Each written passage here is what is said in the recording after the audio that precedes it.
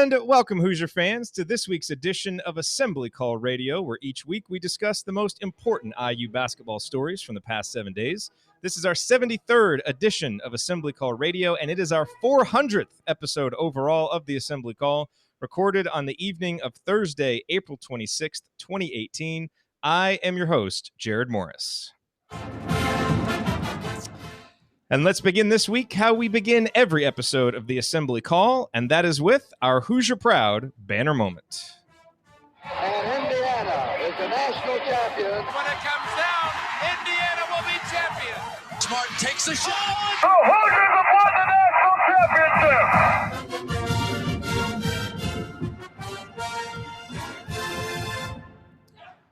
And this week's banner moment deals with recruiting.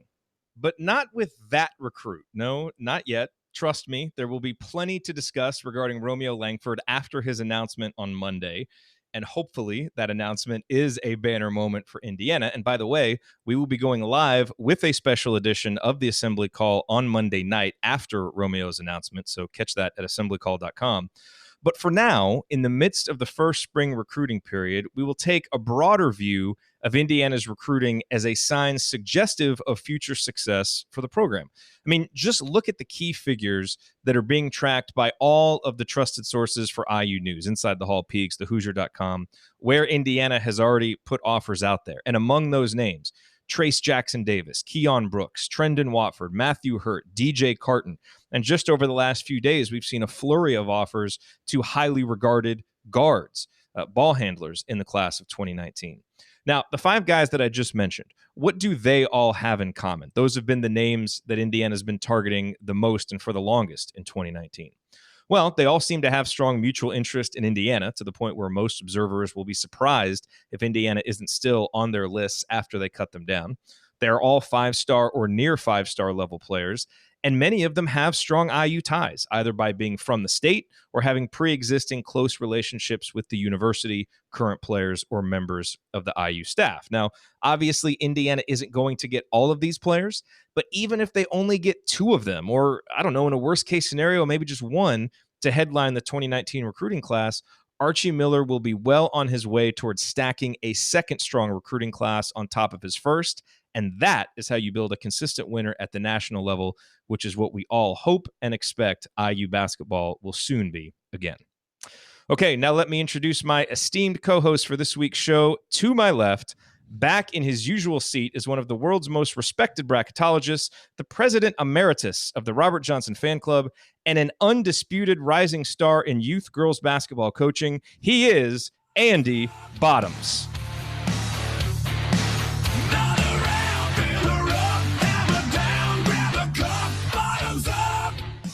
Andy, what is your bottoms line on the last week in IU basketball?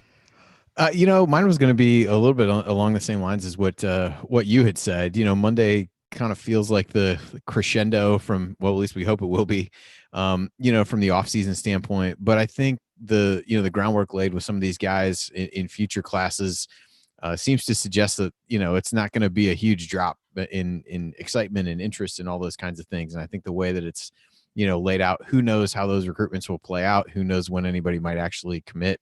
I know you and Alex talked a little bit about that on Podcast on the Brink this week, but just a lot of positive momentum in the offseason. And I think it's, I think there have been times in some of these last couple of years where it's like, all right, I'm ready to be done with this for a little while. And then I sat around this week and started looking at Big Ten rosters and who's going to be there and what some of the incoming recruits look like and trying to keep up with who's transferred and not, and the names in the draft and things like that. So at least for me, and I think most IU fans, there's still a pretty hearty amount of excitement about the program and the direction it's going. And I think that's a good thing to be talking about. And, in late April, when the season is all too far away, but to be able to really maintain that kind of fan interest and excitement and positive momentum really speaks well. And so I thought you put it well, talking about some of those guys and, who knows what happens with Romeo on Monday and who knows what happens with those guys. But I think the buzz surrounding that is a good thing to kind of get us through another few weeks of the off season as we, are left to just look at videos of workouts and things like that to get us through. But a lot of positive news. So that to me is the big thing to focus on for now.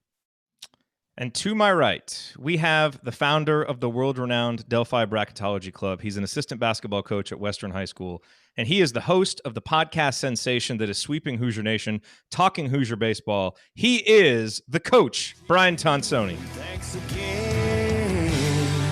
We'll never forget you, Coach. Coach, it is Tonsoni time. What's on your mind? Thanks again for having me. There's a lot that is on my mind. Monday night, can't get here fast enough. Going to spend a couple nights in Bloomington for baseball this weekend, but then it's going to turn real quick to Monday night. But we'll just follow up and say that, you know, Trace Jackson Davis and Keon Brooks seem to have a pretty dominant weekend in their in the last weekend, and they're playing together, and they're from the state of Indiana, and that recruiting blueprint of Indiana first and then branching out to the surrounding areas is really starting to take shape. And when Archie came in, he said that's what he's going to do. If he can land one or two, out. Exactly, one or two of those top guys right there, that's taking the state of Indiana. And then the other thing that I'm thinking about is 2 home visits for Trendon Watford. I was thinking that was kind of a wishful recruit that we had fallen behind with not keeping in touch with them earlier, but it seems too that I'd like to know what's going on there. There's a little bit of interest there, as well as the other guys that you mentioned in your banner moment. And it's starting to take place regardless of what happens Monday. A lot of good things are happening exactly the way Archie said when he first came in. All righty, well, here are the topics that we are going to address this week. We have a fun episode planned. We are going to look back on last season and count down the top 10 moments from the 2017-18 season, which will be fun. Then Andy is going to kind of walk us through the most influential NBA draft decisions by Big Ten players that will shape next season's conference race. And if we have any time after that, we might provide some quick thoughts on the report issued Wednesday by the Commission on College Basketball and take some of your questions. All of that coming here on this edition of Assembly Call Radio.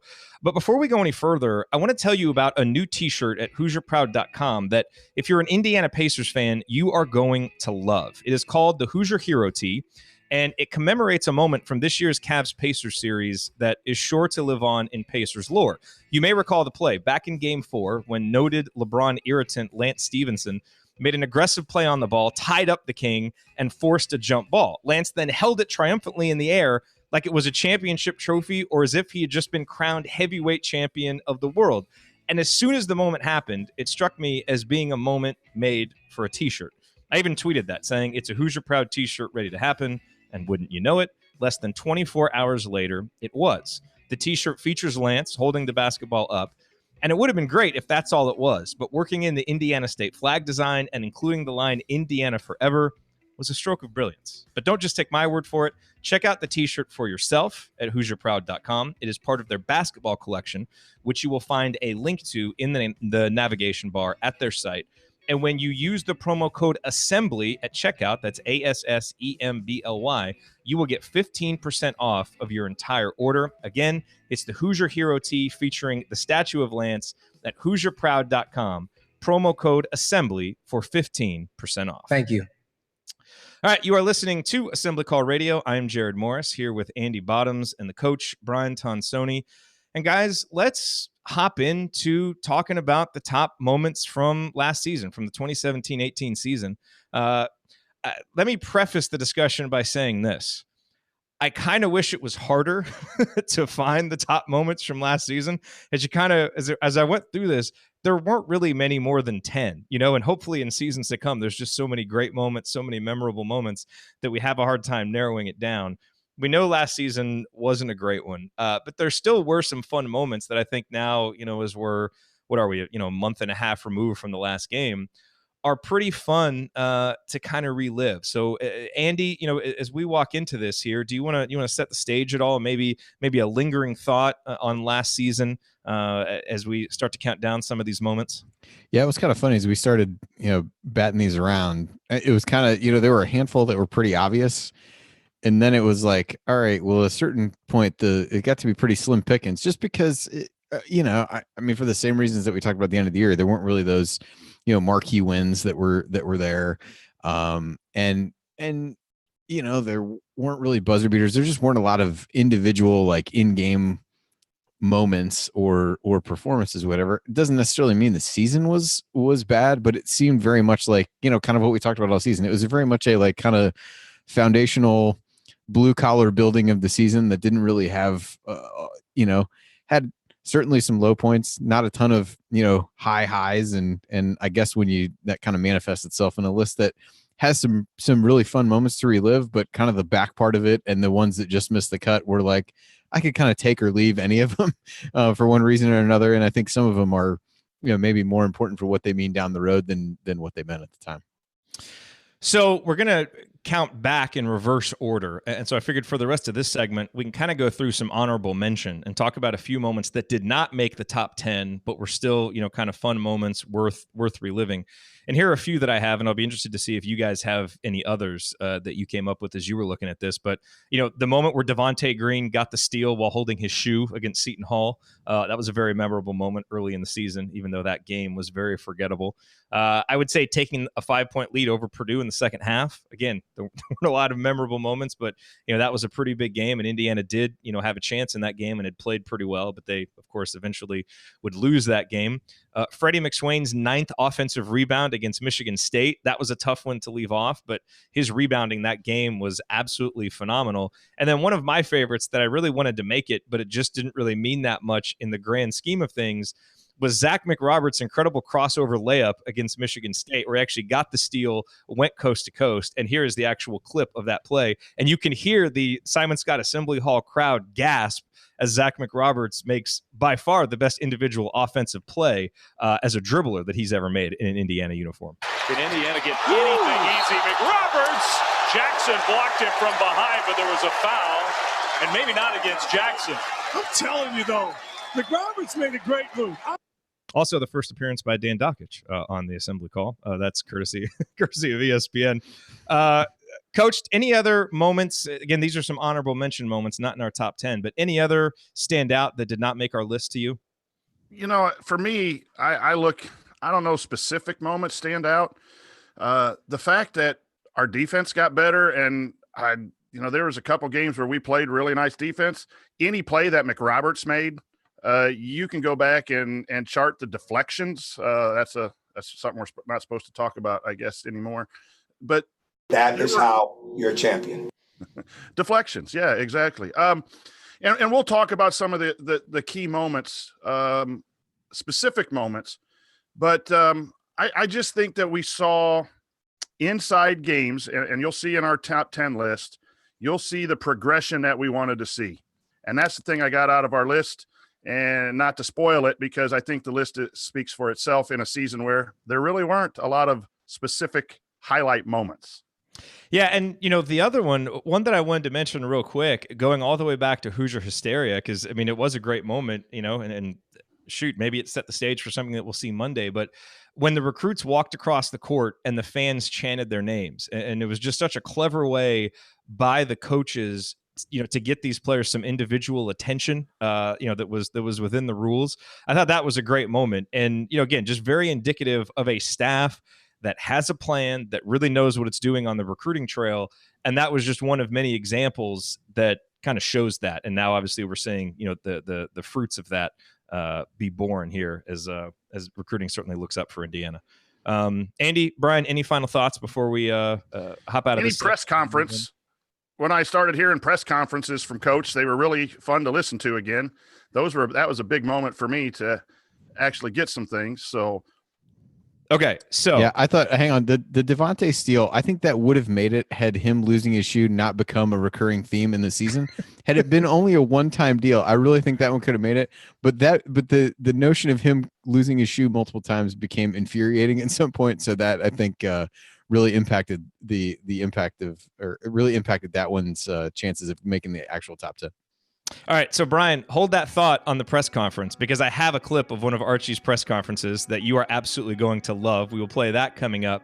And we go into our top 10 moments from the season. Where will Robert Johnson's three-point barrage at Iowa fall? Andy wouldn't have participated in this if that didn't make it. And how many moments will feature Juwan Morgan? Probably a lot. Find out next on the Assembly Call.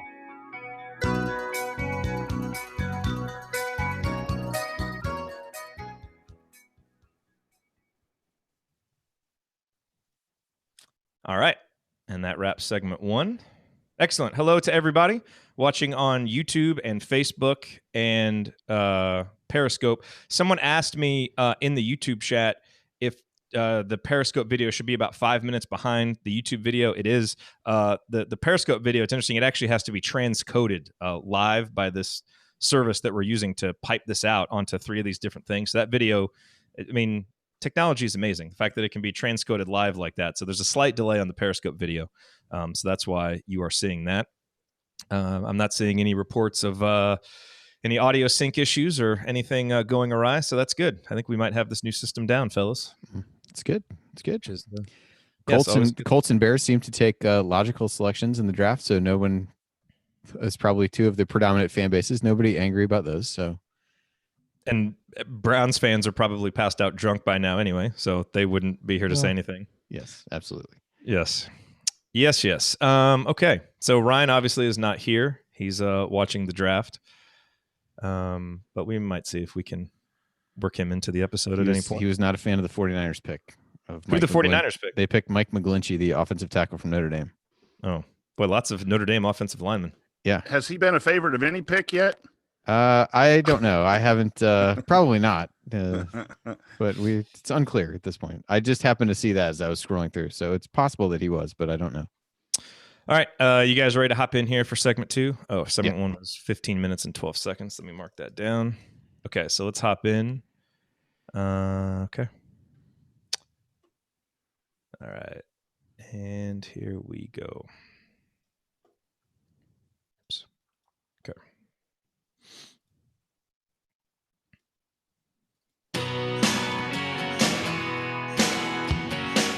You are listening to the Assembly Call. I'm Jerod Morris here with Andy Bottoms and the coach, Brian Tonsoni. Don't forget, if you ever have to miss all or part of an episode of Assembly Call Radio, there are 2 great ways to catch up. You can subscribe to our podcast wherever you listen to podcasts. Just search for Assembly Call.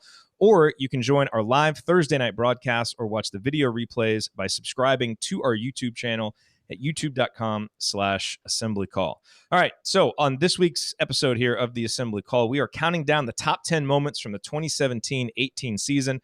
In our last segment, we went through some honorable mention selections, and now we get into the actual list.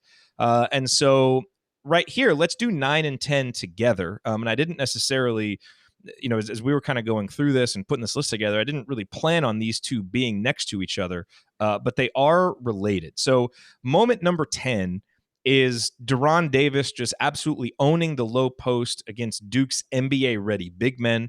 You'll recall that he recovered from questionable foul trouble in the first half to end up scoring 16 points on 6 of 7 shooting, did a lot of that work in the second half.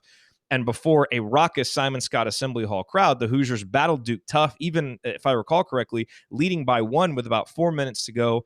But the Hoosiers ultimately lost 91-81. Andy, your reflections on that moment here before I bring in moment 9, which is very closely related to it.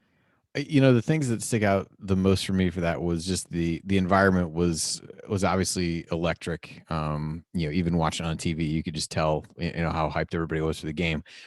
And then I think, secondarily looking back, the things we saw in that game and kind of the inability to finish games, that definitely was a harbinger of things we would see later in the season in terms of, late game struggles and playing really tough against some of the better teams on the schedule, but not being able to get over the hump. So obviously we didn't know that at the time, but putting that game, looking back on it now and putting it in the context of so many other games that played out a little bit similarly was interesting. And it was an early sign of Duke's inability to play defense as well, which led to them going to zone and a less IU centric, take on that. But those are the things that stick out to me about that one. So that was moment number 10. And then moment number 9, well, and you think about that, Andy, and I remember coming on the post-game show, for that Duke game. And, I think we were all feeling somewhat positive. I mean, that, was a pretty good showing by Indiana. And so there were a lot of positive vibes going around. But one person who was not having any of the moral victory talk was Archie Miller. And moment number 9 actually came after one of Indiana's worst performances of the year, which was the game up at Michigan, where it was pretty much over within the first 5 minutes. And you had in the press conference after that game, Archie was asked, something about, the coming, off the heels of the Duke game. Does it? And I think it was Zach Osterman. He cut him off with, the famous line, "We didn't beat Duke," and then went on a short diatribe about the standard for excellence that he was holding Indiana to from the beginning. I'm going to play that now. I've got about 30 seconds of this press conference clip, and I want to get Coach Tonsoni's thoughts after this, although after listening to this, he may need a few private moments by himself because I know how much he enjoys these press conferences. But here are Archie's comments after the IU Michigan game when he was asked about the Duke game. We didn't win. We didn't beat Duke. I think I got to keep coming back to that point. Like, we lost the game to Duke. And if any of that, hey, it feels good stuff creeps into your locker room and your bus, then you come out here and you go like 0 for 8 on layups. Got to be a focused team. You have to be possessed with getting better, and you have to really understand the reality of winning and losing. And playing to win is everything. Performing, production. It's every day, every game. It's not feel good because, hey, we played pretty hard against Duke. We should have beat Duke.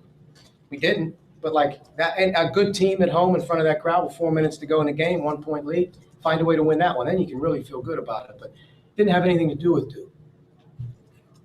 But I got to tell you, I felt pretty good after the loss to Duke, and that snapped me right back to reality with the standard that, IU basketball coaches, players, fans should have. Coach, your thoughts on probably Archie's most memorable press conference moment of the season? Well, it shows what kind of coach that we have. And the other thing was, I will say this, though, that the Duke result did show that we could play and Archie could get us to a level rather quickly. But for us fans, we liked that and felt comfortable and thought we were on our way. And the coaching staff knows more about their team and knows that, okay, they gave excellent effort in that game. And now it's a real program backs it up. And that's just part of the reason that, I think we have a ball coach. I've said that for a long time on this show. And when people have asked, we got a guy who is no nonsense, is going to bring Indiana basketball back or spend every ounce of his energy to do it. And it's not about winning one big game. It's about winning them all and moving along in the tournament. And I'll add a little bit about Duran. I'm worried about his injury, going back to our item number 10, worried a little bit about his comeback from his injury.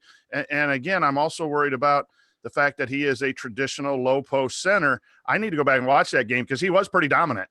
And that was a highlight. And so that might be how Archie can use a traditional low post center as opposed to a guy who can pick and pop or do those things. But I think the Duke game in many ways was a huge moment to set the tone for what could happen and what also was absent. Andy, any thoughts on Archie's statement there? No, I mean, I think that's kind of the thing that we've all grown to like about him, the no nonsense and things like that. I loved listening to that, of short to the point. We didn't win the game, so it's not good enough for me. I think that tells you pretty much anything you need to know about him. He's a great coach. Thank you, Ryan. You are listening to The Assembly Call. I'm Jerod Morris here with Andy Bottoms and the Coach Brian Tonsoni, counting down the top 10 moments from the 2017-18 season. So let's move on now to moment number 8. And this is going to be a great moment to relive before it becomes really, really painful. So let me just play it first, and then we'll talk about it. Morgan high, penetrates. Backing down, left hand, gives the Hoosiers the lead. No timeouts left. All right, stop the tape. Andy, do you remember what game that is from and what moment that is? Sadly, I do. I was there to witness it all too closely. So that is obviously from the IU Ohio State game. That is the moment when Indiana took a 78-77 lead. And again, we're counting down the top 10 moments. And so that was obviously a great moment because it would have been, a signature win for Indiana. It would have kind of given, I think, some hope of maybe making a run in that Big Ten tournament, even though Indiana had lost to Nebraska previously. And we'll get to that game actually in a second. But we know what happened after that layup. Indiana would end up losing that game in just absolutely devastating fashion. But while that moment sours our memory of that game, that was such a great just basketball game. Back and forth, really featured some great plays by Indiana down the stretch, double overtime. But ultimately, Coach, as we broke down in the basement of Galen Clavio's the next day, it was really ultimately nothing more than just a heartbreaking loss for the Hoosiers. And it was a tough one too, because then in a Big Ten tournament, things didn't go well. But, coaches see losses, and we had way too many of them last year. But you also sit back and say that there were moments inside those losses that were pretty good. And out rebounding Michigan State, I don't think that was one of our moments, or is coming up. And I hope I didn't blow one that's ahead. But games like that in your first year, when you're middle of the pack, show that what can be done. And then once the recruiting comes, things are going to get better in a hurry here. But yeah, that was a tough game. A lot of excitement to hit that shot and then have it be taken away was a little bit hard to overcome. So that was moment number 8. Moment number 7 came the game before, and that is when Indiana was up 26-25 over Nebraska at halftime. And the reason why this was such a great moment is because, if you'll recall, the Hoosiers were on a 4-game winning streak, and everybody at that point was feeling very hopeful about Indiana, possibly being able. I mean, Andy, you can attest to this. How many people were asking you, what Indiana needed to do down the stretch to make the NCAA tournament? And at that point in time, you're thinking, okay, maybe if you can beat Nebraska and beat Ohio State and you've won 6 in a row and then you go into the Big Ten tournament, maybe you've got a chance here, at the least to make the NIT. But unfortunately, from that moment when Indiana was up by 1 at halftime, it was all downhill because the Hoosiers lost that game. They lost to Ohio State. I mean, they wouldn't win again, as we unfortunately remember. But at that moment, it still felt like a lot of things were possible for the 2017-18 season for the Hoosiers. Yeah, that was just an odd game. I kind of trying to look back a little bit at the, kind of game flow of it. Now it was one of those, the first half was really ugly. They fell behind, came back and had a lead, and it felt like they had some momentum. And then just really, I think, played poorly kind of in a stretch in the middle of the second half, I feel like, and, kind of gave up I think it looked like a 4-point lead that they had built, then didn't score for a while and really let the game get away from him. And again, that inability to close out games is one that was there. But if, that was definitely like the peak moment where people were like, well, maybe this is going to, this is really going to turn itself around. And this is the turning point. Cause that was really the first time in that stretch they had played one of the better teams in the league. I mean, those wins before that had come against Rutgers, Minnesota, Illinois, and then on the road against Iowa. And so it was kind of that first time everybody started to believe again, they could go 11-7 in the Big Ten if they can, win that game. And then the second half happened and things kind of got away from them. But that, going back to that Ohio State game, they bounced back well in that game. And that was a good one to finish on. Unfortunately, not a win on senior night, but, those couple games showed in tandem, in some ways, how far they had come, and in some ways how far they still had to go to actually be able to close out and finally win some of those games. For moment number 6, we will actually step away from the court and we get back to recruiting because it was a huge moment when all 4 of Indiana's commits for the class of 2018 signed on the dotted line to begin the fall signing period. Robert Finnessy, Jerome Hunter, Demezi Anderson, Jake Forrester, a solid, top 25 level class, a foundation building class, which, if you can put the cherry on top with Romeo Langford coming up on Monday, now you've got one of the top 5, 6, 7 classes in all of the country. But even if you don't, with those guys, you've really got, I think, the beginnings of getting this thing turned around in Archie Miller's image. And so I think getting all of those guys signed, making sure that you have that solid foundation building class, coach, was a big moment. Maybe not for the 2017-18 team because they didn't add anything this year, but for the future, I thought that was a really big moment. And correct me if I'm wrong, it happened rather quick. The scholarships came. Robert, I think, was the last one, or no, Jake was the last one, maybe. But yeah, the commitments all came. A few of those commitments came in rapid succession. Yeah. And here's the thing that I like, and I don't know if it's planned or whatever, but he has backup plans. And just currently he offered another 4-star 2019 guard. And it tells some of these guys, we want you, you're priority, but we have to be ready to go in a different direction.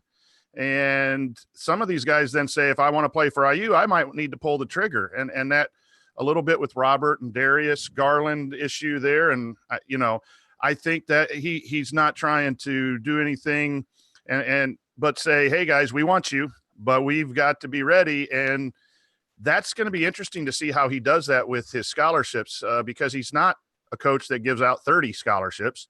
He's very choosy on that, but I think that's with the purpose.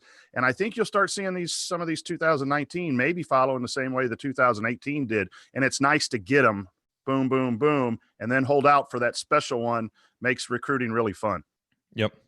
All righty. Coming up here on the Assembly Call, we complete our countdown of the top 10 moments from the 2017-18 season with our top 5. You know that Zach McRoberts to Juwan Morgan to beat Notre Dame will be in the top 5, but will it be number 1? Find out next on the Assembly Call. Stick with us.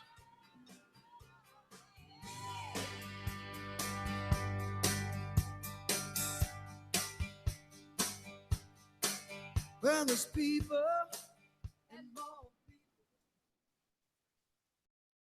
All right. That was 14:03. Andy, did you have anything else you wanted to add there? I just wanted to get us out of that segment. No, you're okay. Yeah, we're probably going long anyway. Nope, I'm good.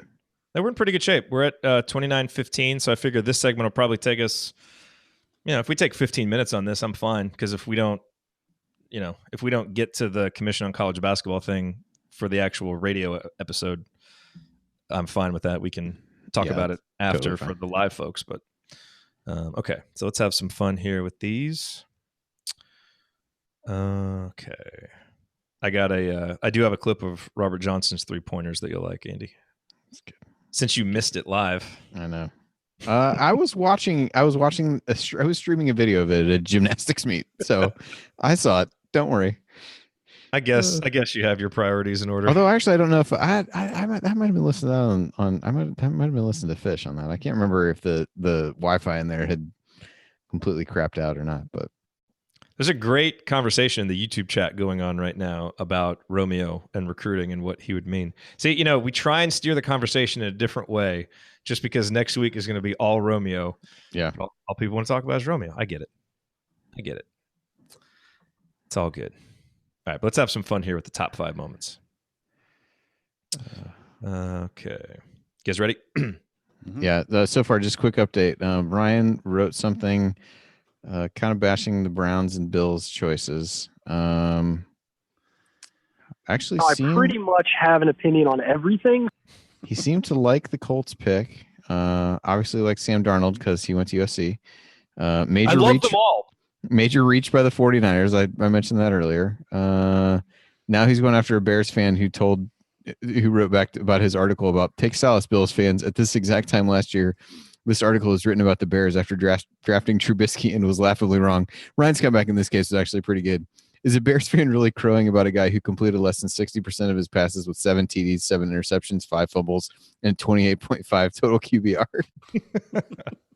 He's objectively terrible. Yeah, then he goes, then the Bucks picked. I like Vita Vea, but he's an odd fit with the Bucks. So kind of maybe not sure about that one. So yeah, I think he's like 50-50 on actually liking the picks so far. Nice. So, and three fan bases at least that he's going after. So pretty solid night at the office for him. 4 separate people texted me. Good to know. Sometimes it's almost better if Ryan's just not here and we can just you can choose what you want to throw in there. Exactly. But then you can stop it. Like that's the thing. When you have the audio clips, you can stop the talking. You can't do that when he's here. All right. We need more of you, Andy. I got to get some more of you. I don't think anybody needs that. No, we do. You've got some good ones. I just have to find them. Okay, here we go. Let's do this. Okay.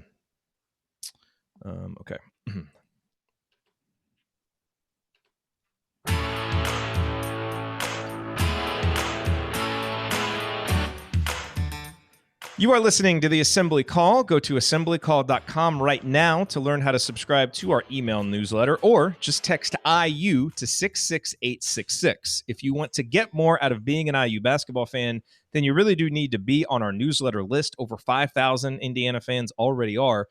You will get our weekly 6-banner Sunday news roundups, as well as our post-game analysis emails once the season begins. It is all free, and it will make you a smarter IU basketball fan. Go to assemblycall.com or text IU to 66866.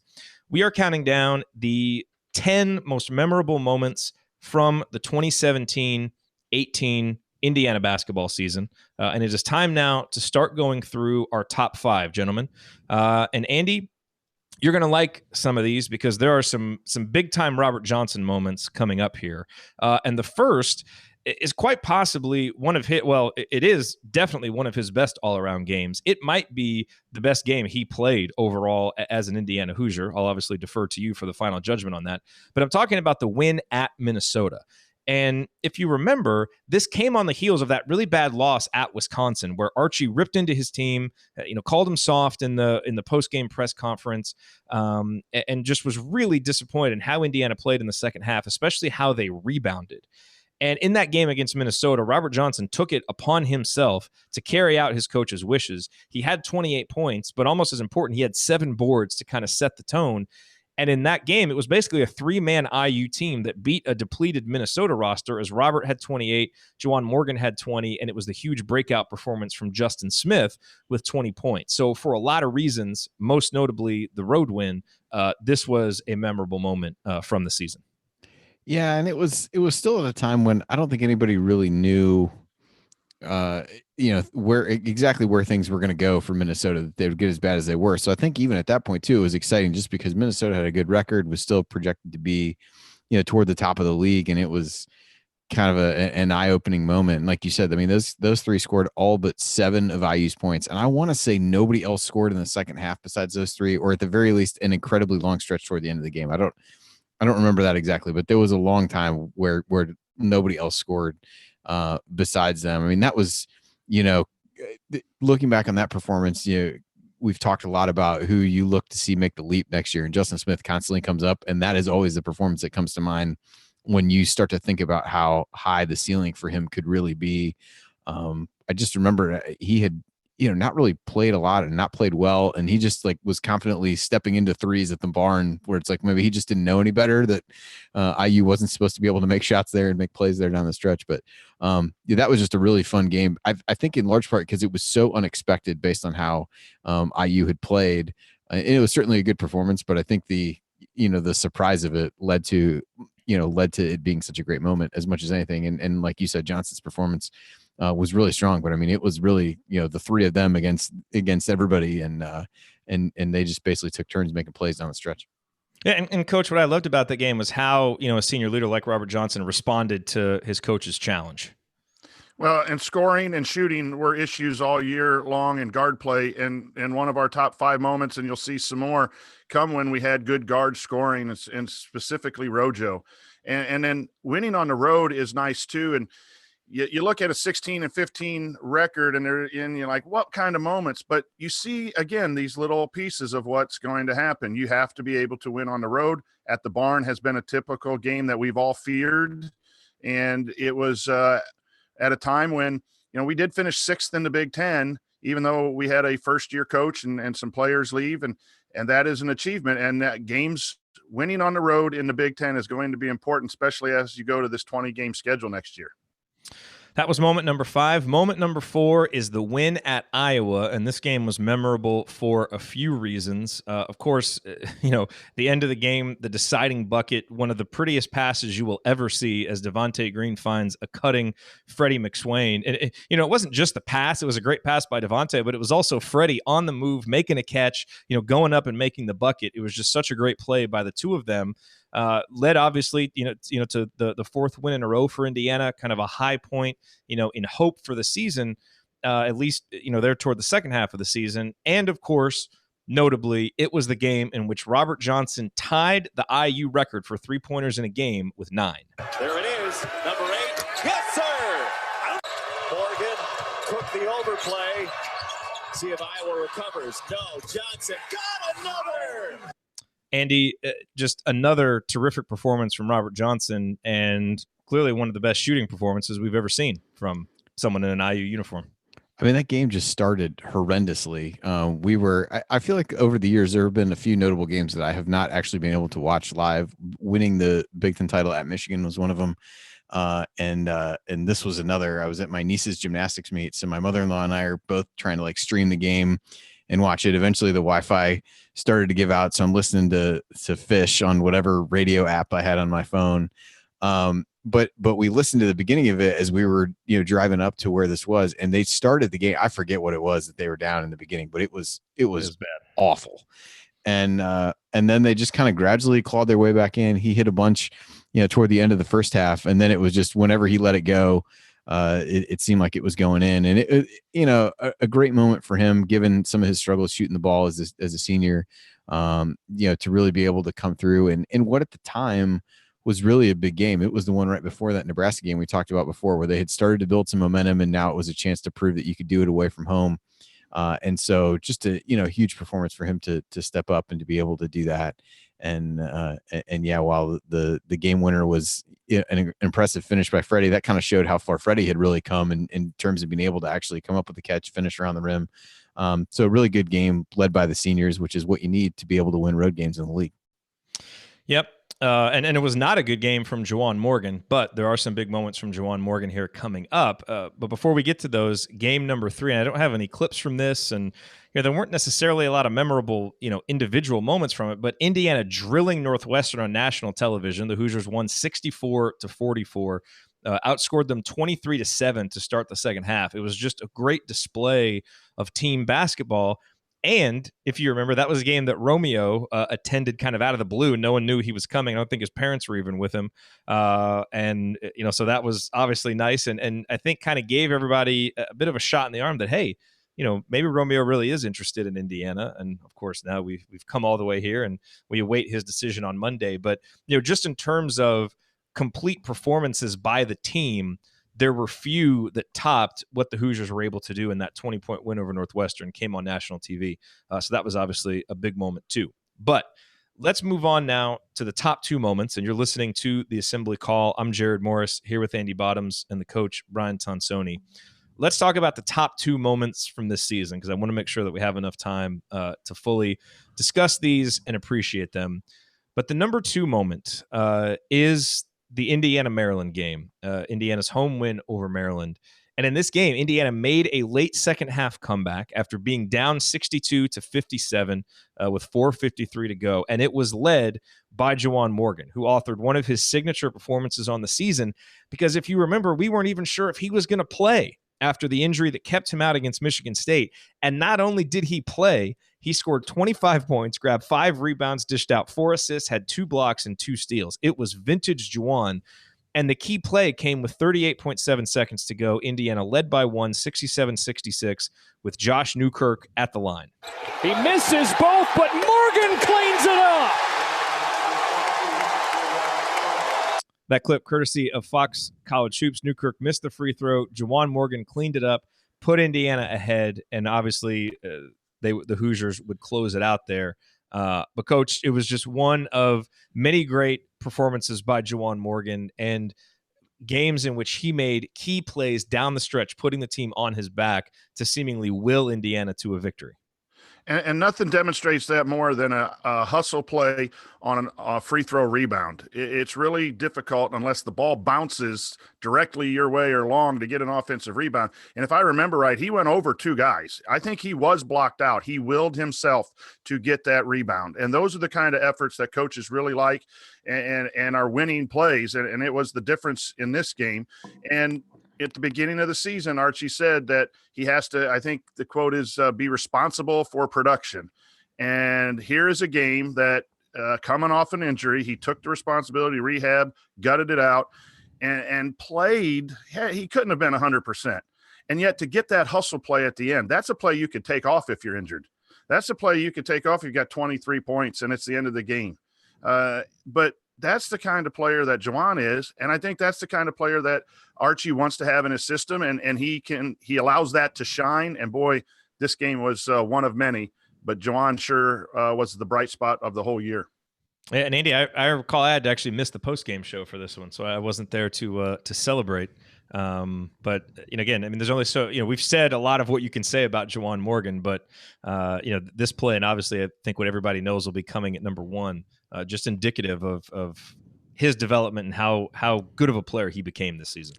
Well, and it was really an important game. It's funny to go back now. You kind of especially doing the show, I think we lose a little bit of the context that we get so wrapped up in the one game. But if you look at where this game fell, and really in line with the one that you had brought up right before, they'd won that Minnesota game, beat Penn State at home in a close game, blew out Northwestern in that game that you just mentioned, and then they followed that up by that Friday night loss at Michigan State, where they just got worked. Juwan got hurt. A-Rod got a lot of airtime. Just, anything that could go wrong went wrong. And they turned around on a, Friday, quick turnaround back to Monday. And it was a really resilient performance, both after how they had played against Michigan State and even late in the game to really take the lead back. And, it was another one of those where it kind of gave you this excitement and this hope that things were really turning around. That was, of course, followed up 2 days later by losing at Illinois. But, it's funny to put some of these back. You kind of see where they fell in the season and how you felt at the time, and only to have the rug potentially pulled out from under you in the next game. But, I did think it showed growth in terms of being able to bounce back from that loss that was really bad, and a pretty quick turnaround with your best player getting injured, and really, came out and played well and got a win again over a Maryland team that probably wasn't as good as everybody expected them to be. But it was a really important game as they started to build a little bit of momentum that wasn't sustained because they lost the next 4 games. But, a good Morgan performance coming off the injury when, like you said, people didn't even know if he'd play at all. And not only did he play, he started. And obviously the number one moment from the 2017-18 season, Indiana beating Notre Dame in the Crossroads Classic. Juwan Morgan, hobbled early, comes back to score 34 points, grab 11 rebounds. He was 13 of 17 from the field, 8 of 11 from the line, which is shocking given how his free throw shooting went the rest of the year. But another comeback for Indiana in the Crossroads Classic. And of course, the single most memorable play of the season was the play that gave Indiana the lead for good in that game. Big free throw here. And he missed it. McRoberts goes up, gets it, finds Morgan to jail. 8.6 to go. Indiana with the lead. And of course, the moment made even better, that clip courtesy of the Big Ten Network, because it was Gus Johnson doing the announcing, who just makes every big moment even better. And the thing that I didn't remember until watching the clip again is Zach McRoberts got that rebound over preseason All-American Bonzie Colson. I mean, that rebound was huge. He's falling down as he finds a cutting Juwan Morgan. It was great recognition by Juwan. I mean, everything about that play was just brilliant by those two guys. Put Indiana up 78-77 with 8.6 seconds to go. Farrell would miss a 3. Indiana tacked on a couple of free throws. And then Bonzie Colson's half-court shot went halfway in and bounced out. So just an amazing finish. You could see the relief on Archie Miller's face as he walked off the court. But Coach, probably the biggest win for Indiana of the season, given where Notre Dame was at the time and that it was on a neutral court, and that individual moment, it was so indicative of what Zach McRoberts brought to the team and Juwan Morgan's individual performance. I mean, that's one that we're going to remember for a long time. We've said it, the 2 players that I think represent what Archie is as a coach, McRoberts and Juwan, got it to, go there at the end to win the game. But more importantly, that was a big moment because we lost to Louisville and we had lost to Duke and we had lost to Michigan, and we needed to validate what Coach was doing. And it's one thing to show up at practice and harp on this, but the team has to see success in order to keep moving and improving. And sometimes it's hard when losses pile up or you get in these big games and you come up, you play well, but you don't get that win. That Notre Dame game really kind of helped us move along as much as we possibly can, because learning from losses is great, but learning from wins is even better. Andy, we got about a minute left here in this segment. Your lingering thoughts on that play from the Notre Dame game? Oh, I find it fitting, and that the last 2 highlights you played involved missed free throws, so there's a little bit of that, which is not ideal, but whatever. No, that was positive. Andy. Yeah, that was really the start of McRoberts getting major minutes. I look back, he had played 15 minutes against Louisville, and he played 31 in this game. Now, part of that was, I think, Newkirk got in foul trouble and needing some things here, but that was really the start of him becoming a fixture in the lineup, and it was plays like that he made throughout the game. And yeah, Juwan's numbers in that game, just the way he shot from the floor, and I think he was 13 of 17 on 2s and 8 of 11 from the line or something like that, was just ridiculous. And I think Robert Johnson had a pretty good game as well. Devontae hit some big shots late, so think a lot of guys stepped up, and yeah, that definitely from a marquee win, that was as close as they came to it, and did it in exciting fashion. So I think that was a pretty easy number one for us when we put the list together. All right, what did we miss? Let us know. You can send us a tweet at Assembly Call. Were there any moments that you feel absolutely should have made the top 10 that didn't make it in there? Let us know. But those are your top 10 moments from the 2017-18 season. And as we mentioned at the beginning, hopefully in future seasons, it is a much more difficult list to kind of nail down. But still, many fun moments to relive from this season. All righty, coming up in our final segment, Andy is going to walk us through the most important stay or go decisions for Big Ten players who declared for the NBA draft but haven't signed with an agent, and then whatever else we have time for after that. Stick with us here on the Assembly Call.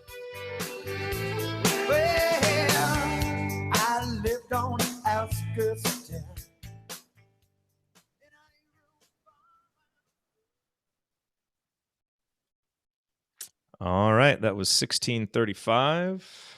I think I saw somewhere where you did have that Michigan State out rebounding on an initial list, maybe. Did you, Jerod? Yeah, it was in the honorable mention. Okay. Well, it was Freddie getting his 9th offensive rebound, right? Which was also part of that. But that was big. That was a big moment for the team too, as well, against Michigan State, who's known for rebounding. Yeah, chime in with that at the top of this segment. We can hit that real quick. So we've got 4:10 left. Sadly, the Indiana State and Fort Wayne were big moments of the season too. We're not going to talk about those moments, Brian. We're keeping this positive. We're keeping this positive. Those moments are stricken from memory forever. So let's see. We need to do this at 3. So about the 3:24 mark, Andy. So okay, you can kind of go through this quickly. Yeah, that's fine. Obviously, Juwan's is important. Okay, Brian, and we'll talk about that Michigan State thing right off the top here, real quick. All right. You guys ready? Yep. Okay.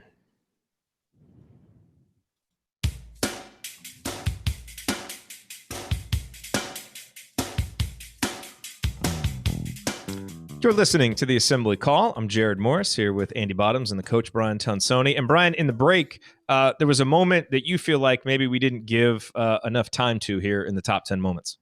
The effort against Michigan State, where we really out-rebounded them to stay in the game.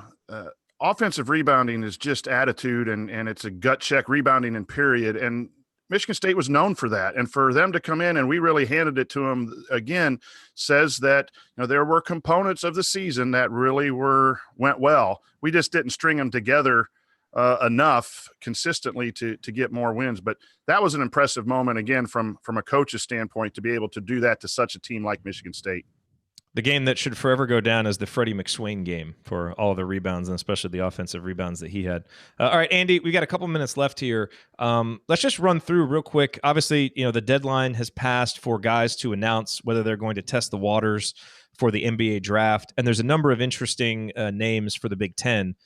Guys who have announced that but haven't yet gotten an agent, and now we await their decisions. And those decisions are going to really shape what the Big Ten looks like heading into next season. Yeah, it was interesting. I noticed this when I was reading an article that Rob Doster at NBC had written about the most impactful decisions. I feel about half of them were Big Ten teams or players. So when you look down the list, these are in alphabetical order, I guess, but obviously Juwan, so we're going to kind of put that one aside. But Maryland has a couple big ones. Kevin Herter and Bruno Fernando both put their names in. If they come back with Cowan and Daryl Morcell, who was a freshman this year, they've got, I think, the top, at least according to 24/7, the top recruiting class in the Big Ten at this point. So they could certainly have a really good starting lineup if those guys come back. Charles Matthews from Michigan is a big one. If he doesn't come back, they don't have anybody that scored more than 8 points a game last year. So even though they have, I think, the number 2 recruiting class in the conference, that's a big one for them. Nick Ward has his name in for Michigan State. I'd be surprised if he's not back. That would certainly be a big loss. Nebraska with Palmer and Copeland, both those guys are transfers, a little bit older, who maybe, and so maybe it makes a little bit more sense for them to go in. I don't think they both go, but that's a pretty big swing for Nebraska. Really, their 2 top scorers coming back, potentially being gone, and then Ethan Happ at Wisconsin. Heaven forbid, Ryan and I miss out on his senior season. That would be heartbreaking. And then at Purdue, Carson Edwards has his name in there. If he doesn't come back, they've got nobody that scored more than 5 points per game. So, those could easily, like, you could go down that list and probably pick who your, like an all conference team would be out of there. So there's some pretty big swings in what could happen for teams depending on what these guys do. I feel like the majority of them will be back, but if one or two of them are likely to stay in, and I think that makes things pretty interesting. So there's some Big Ten coaches sweating it out, I think, at this point about what these guys are going to do. Yeah, well, and the Juwan one is going to be absolutely huge, as we've talked about on the last 2 episodes, because if Romeo, does pick Indiana on Monday, Andy, and if Juwan is back, then Indiana is going to go into most Big Ten games, if not all Big Ten games, with the best duo on the court. Well, certainly would feel that way in a lot of cases. And so, like I said, I've been trying to go through and, see what kind of question marks there are for teams. It's still a little bit hard to tell. You got a lot of grad transfers out there who could impact things, but it'll be exciting if IU gets both those guys and some of these others leave. All righty. Well, that will do it for us on this week's episode of the Assembly Call. If you want to see us do the show live and be part of the live chat, join us at assemblycall.com on Thursday nights for the live broadcast of our Assembly Call radio recording. Or you can always subscribe to our podcast by searching for Assembly Call wherever you listen to podcasts. And don't forget to go to assemblycall.com/join or text IU to 66866 to join our free email newsletter. Thank you for listening. We'll be back to talk IU hoops again with you next week. Until then, keep your elbows in and your eyes on the rim, and go Hoosiers.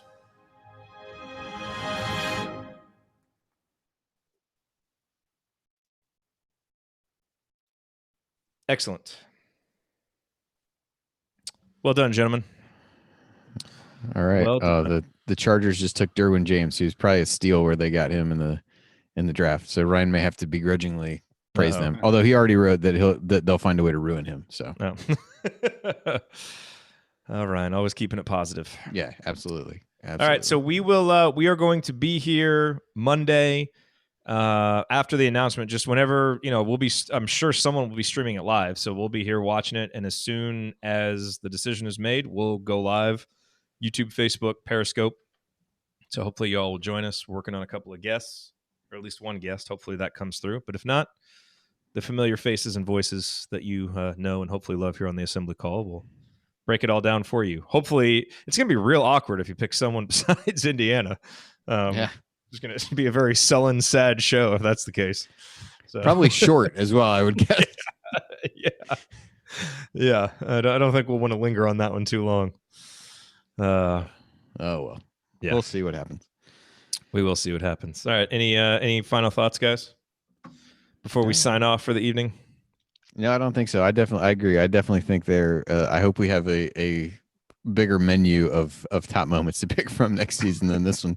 Some of these, even looking back, I was like, yeah, these were kind of good in the moment, but on some level, it's a commentary on the season that some of these were the best that we could come up with. Yeah, I know. A first half is a top 10 moment. Yeah. We were up by 1 at Nebraska. And at Nebraska. Yeah. Noted basketball power, Nebraska. Yeah. There wasn't a lot to choose from this year, but that's all right. Yeah, better days are coming. Yeah. Well, for those who are still on, we talked about this a little bit before, but if anybody hasn't listened to Brian's interview with Bart Kaufman, I would definitely recommend it. It was a good listen. He's a good storyteller, and definitely felt like it could have gone on for a while, but just some of his background with this, baseball in the stadium was good stuff. So if anybody's like me and listens predominantly to college basketball podcasts, and those kind of go away at this part of the year, it's definitely a good one to thank you. Take 45 minutes and listen to. That story about the road trip to Morehead State was unbelievable. Yeah. And he shared one off air before he got to IU in 57 or 58. They went to Camp Lejeune in North Carolina, and there was a African-American player, and Florida State was scheduled to come up and play. And when they got to Camp Lejeune, Florida State, they told Ernie Andrus, the coach, that they're not playing, and that they weren't going to play Indiana. And so Ernie took all the starting pitchers for IU and put them on the side field and gave the African-American player batting practice all day and played some scrubs against the scrub pitchers who didn't even play. I mean, the guys hit, but yeah. And wow, that I could have gone. The interesting thing was and you had warned me about this with Google Hangouts. And so I laid out all the options and what he felt comfortable with. And he really wanted to do video. Did he? That's awesome. Yes. And he said, I'm all dressed up. And he called me on my cell phone and said, I can't get this going. And so I talked to him for 20 minutes on helping him get his computer ready. And I kept saying, we can do this over the phone. I was trying to just. Wow, that's great. And he said, no, I want this on video. And then it was just a great conversation from an IU fan and a historian. And he said, can you send me the link as soon as you're done? Cause I want to send it to my teammates. And that's cool. And it was really cool. Not only his teammates, but the people that he was at IU with that played sports, that bond at that time. It was an amazing interview. And Jerod, you set me up with it. And so again, I thank you very much for that introduction. Well, that part was easy. We're very fortunate that Mr. Kaufman's been a longtime listener of the Assembly Call. So, and that, you watch that video and he's like there in a suit and tie, kind of puts us to shame here in our t-shirts and flannel. So now I have a collared shirt on. You speak for yourself. I don't know if to praise you or curse you now, because now I'm getting gutsy. So I have contacted the Chicago Cubs to get Kyle Schwarber on talking. Oh, that is awesome. And do you have to go through the Cubs, or can you? I don't know. I asked just protocol wise. I don't know if they tell their guys they can do anything off to the side, or they have to run things through I'm not sure how that happens. We've had a little difficulty with the IU sports information getting. Yeah, we had Coach Lamonis lined up, and he got sick the first week, and we had him lined up. So. Yeah, my wife would like to see me some of these evenings. So now I'm calling on Monday nights and Tuesday nights, and teacher by day, podcaster at night. That's right. But thanks for all the stuff that you do and share. Thanks for putting that show out there. I mean, there's a lot of people who are interested in that, so it's great to expand coverage to another team. So that's awesome. Glad you were at the game last night, right? Yeah, I was at the game the night before. That was last night, right? Yeah, I was at that other school up north.